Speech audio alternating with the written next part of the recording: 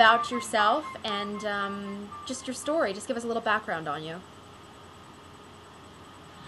Well, the general background is my wife and I are both from Scotland, as you can tell from the accent, and we have 2 children, ages 16 and 14 now, and about 3 years ago, in April of 2008, my wife was diagnosed with a pretty big meningioma pressing on her brainstem and her cerebellum. She'd had symptoms for probably more than a year before that, and finally got the diagnosis of a meningioma in April 2008.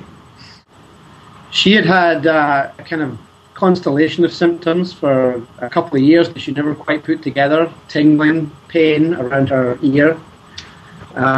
What really drove her to the doctor was she started to fall over. She would just completely lose her balance and fall to the ground.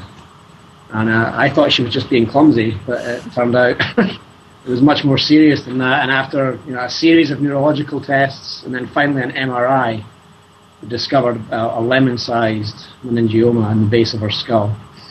And that's what was causing it. It was pressing on the ear canal and various nerves. So. Wow. And then how did you discover the BSF after going through this with your wife? After the diagnosis, we did what many people do. You turn to the internet looking for information. And I did a lot of this for her. I'm a scientist myself, so I like to go research things. And that was one of the hits that came up. She got involved in the meningioma project. She got hooked up with the Meningioma Mamas online support group as well. And that just kind of made us aware of the BSF. It wasn't the only resource we looked at, but it gave us a lot of very useful information. We had never heard of a meningioma before this. So the BSF website was a good gateway for us to learn more about treatment options and be informed when we went to see the doctor. And I read that you've never run a marathon before. This is your first one that you went through. This was my first one, and when I said I was going to do it, in fact, my kids laughed at me and said, "You'll never do it." And that made me even more determined. But no, this was my first one, and that's one of the reasons I picked it.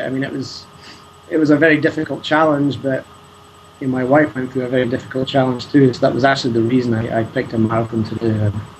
So 3 weeks ago I ran it, my wife and my kids were there. It was a great experience. That's super. And you raised over $3,000, is that right?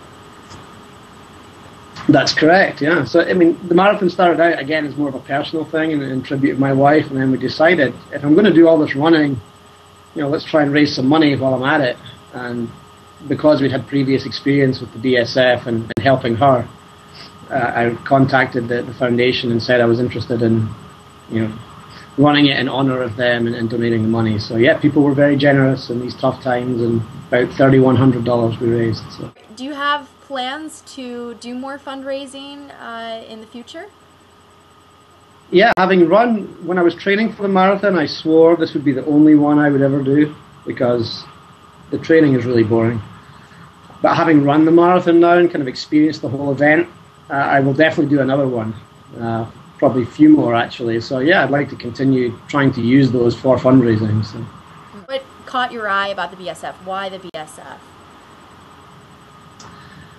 I think, it was the main impact it had for us. I know the BSF supports a lot of research and clinical experimentation and such like, which didn't directly impact us, but we know that's going for the greater good of other people who will go through what my wife went through. And I think specifically for us, it was just the information it provided initially. Like I said, meningiomas, we'd never heard of a meningioma before when my wife got the diagnosis, so we were completely in the dark. And to have somewhere to go to get educated, to get resources about treatment, to get resources where you could blog and chat with other people, that was just a tremendous help in the weeks immediately after the diagnosis. And then to understand that there's all this clinical and basic research going on in the background too that can help people in the future, that's something that, having been through the experience now as a family, we want to support and help others who can be helped. So I think the message that my wife would probably want to say, and myself as well, to people who end up with a diagnosis like she has, is get informed. Research your condition, find out what it's all about, and then when you go to see your neurosurgeon or your primary care doctor, whoever you go see, you can go armed with information. And I think that's a great service that the BSF provides, because patients are often, this is not like, you know, a heart attack. Everyone knows about heart attacks. Pharyngiomas are relatively new to most people, I think. So use these resources to get informed. Super. Thank you so much, Kevin. Yeah, you're very welcome.